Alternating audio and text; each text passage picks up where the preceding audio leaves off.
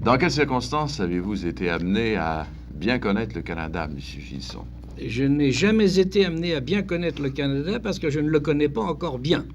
Enfin, vous connaissez bien, en tout cas, le Canada anglais, probablement, puisque vous y allez depuis assez longtemps. Je ne connais encore moins bien le Canada anglais parce qu'il est inconnaissable. Alors, pourquoi avez-vous dit dernièrement, comme quelqu'un qui connaît bien le Canada, qu'il n'y a pas du tout de révolution au Canada, qu'il n'y a qu'une évolution? Je n'ai pas parlé comme quelqu'un qui connaît bien le Canada, mais comme quelqu'un qui connaît le Canada depuis longtemps.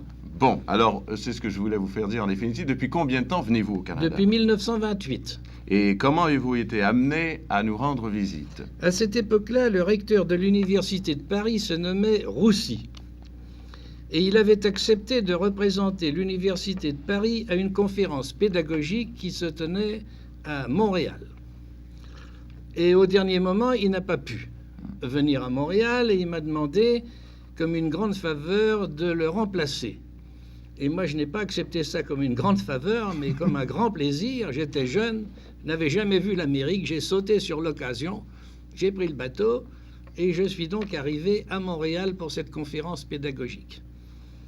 Et dès le premier jour, j'ai pris contact avec quelque chose qui me semblait tout à fait canadien, ou en tout cas tout à fait neuf pour moi.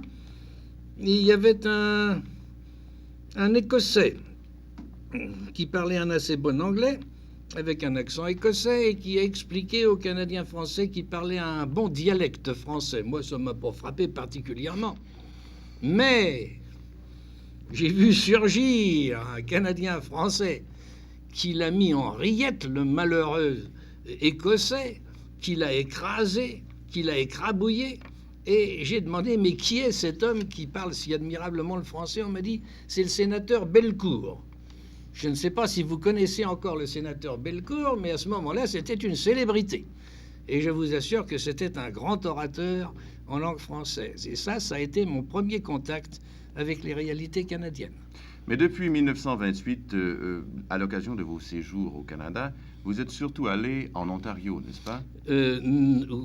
Oui, mais d'abord, j'ai été pendant plusieurs années, je ne sais plus combien, peut-être une dizaine d'années, président du côté français de l'Institut scientifique franco-canadien.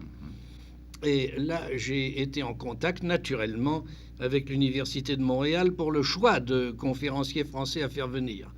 Et en même temps, alors j'allais à l'Université de Toronto où le Collège Saint-Michel avait créé un institut d'études médiévales.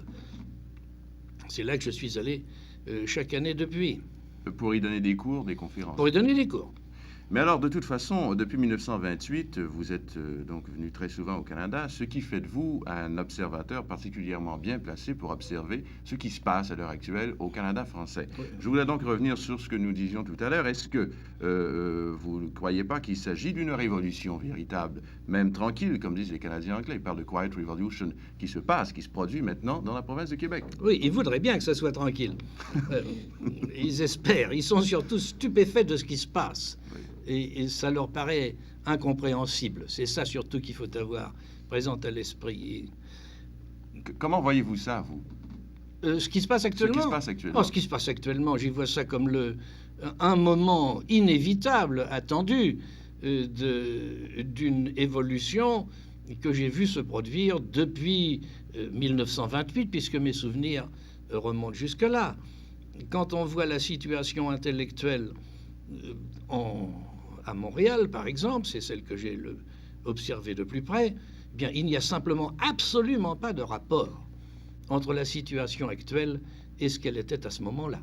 Mais alors, est-ce que ça ne constitue pas, dans une certaine mesure, une espèce de révolution? N'est-ce pas? C'est une question de R ou de pas R. Oui. Révolution ou évolution. Une révolution, c'est le moment où une évolution manifeste ses effets d'une manière brutalement visible. La rivière Niagara, elle arrive jusqu'à Niagara par suite d'une évolution naturelle, puis tout d'un coup, il y a une chute qui impressionne tout le monde et ça produit beaucoup d'électricité. Mais elle se prépare dès le début. Je crois. Oui, pardon. Monsieur Gisson, mais puisque vous parlez d'électricité, là, il y a un an, la nationalisation des entreprises d'électricité dans la province de Québec. Ça, c'est une question de politique. Et alors, est-ce que ça, justement, ça ne peut pas constituer, enfin, tout au moins, une forme de cette révolution? Tous les États qui ont des problèmes économiques à résoudre commencent par nationaliser les entreprises. Ça, c'est dans l'univers entier. Le Canada français, le Québec n'a rien inventé à cet égard. Donc, dans le domaine économique, dans le domaine culturel... Dans le domaine culturel, c'est tout autre chose. Dans le domaine culturel, il n'y a pas simplement à prendre de décisions. On peut prendre des décisions, il n'arrive rien du tout. Ce qui s'est produit, c'est autre chose. Ce qui s'est produit, c'est que la vie intellectuelle a été prise de plus en plus au sérieux par les habitants de cette province ou de cet État, vous l'appellerez comme vous voudrez. Vous, comment l'appelez-vous? Ah, moi, je l'appelle le Québec. Oui, oui, c'est tout. Et on écrit K-E maintenant. K-E? Oui, ça fait mieux. Oui. Ça fait plus indien. J'ai vu ça déjà Oui. Sur des marques de commerce, mais enfin... Oui, sur la margarine, oui, ça va. Oui. Oui.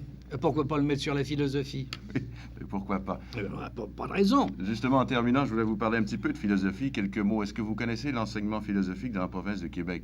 Non, je ne le connais pas personnellement. Je n'ai jamais suivi de cours et je n'ai jamais fait de classe. Que vous n'ayez jamais suivi de cours.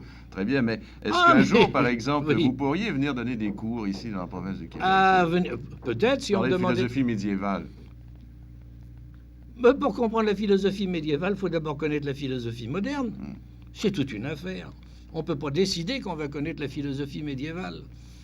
Il n'y a qu'une philosophie. Grecque, médiévale, moderne, il faut étudier tout ça en même temps. Et ce soir, vous donnerez à l'Université de Montréal une conférence, mais qui ne se portera pas celle-là sur la philosophie, n'est-ce pas? Si, Si? oui. Je croyais que c'était sur la poésie française. Ah oui, oui, oui. Mais c'est sur la philosophie tout de même. C'est la philosophie de la poésie. Mais Qu'est-ce que c'est que la poésie? Ça, c'est une question philosophique. Eh ben, c'est ce que nous verrons ce soir en allant vous Vous en écouter. prie. Merci beaucoup, Monsieur Gilson.